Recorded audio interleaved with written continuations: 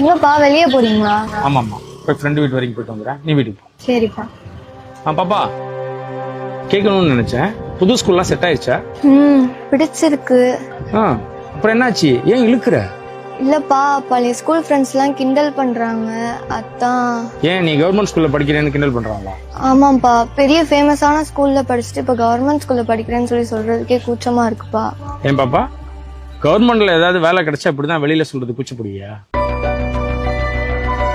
இல்ல இதே மாதிரி நம்ம கவர்மெண்ட் காலேஜ்ல மெடிக்கல் சீட்டு, இன்ஜினியரிங் சீட்டு இதெல்லாம் கிடைச்சாலும் வெளியில சொல்றதுக்கு கூச்சப்படுவியா? அது எப்படி அப்படி சொல்லுவேன்ப்பா, சந்தோஷமா தான் சொல்லுவேன். அப்ப அதே மாதிரி யார் கேட்டாலும் தைரியமா தலை நிமிர்ந்து சொல்லுமா, நான் கவர்மெண்ட் ஸ்கூல்ல தான் படிக்கிறேன். அதே மாதிரி நம்ம முன்னாள் ஜனாதிபதி அப்துல் கலாம், அறிவியல் விஞ்ஞானி மயில்சாமி அண்ணாதுரை, HCL ஓனர் சிவநாடார், இது இல்லாம இன்னைக்கு நம்ம கவர்மெண்ட்ல பெரிய போஸ்ட்ல இருக்கிற நிறைய IAS IPS ஆபீசர்ஸ் எல்லாமே கவர்மெண்ட் ஸ்கூல்ல படிச்சு முன்னுக்கு வந்தவங்க தான். என்னைக்குமே நீ படிக்கிற ஸ்கூல்ல குறைவா நினைக்காத பாப்பா. நம்ம படிக்கிற ஸ்கூல் நல்ல ஸ்கூல் தான் அப்படின்ற எண்ணம் உன் மனசுல இருக்கும். நீ படிச்ச பழைய ஸ்கூல்ல ஃபீஸ் கட்டலைன்னா உனக்கு புக்கு தராம வெளியில நிப்பாட்டி வச்சிருவாங்க. ஆனா இங்க அப்படி இல்லை, அவங்களே ஃப்ரீயா புக்கு கொடுத்து உனக்கு படிக்கவும் சொல்லி கொடுப்பாங்க.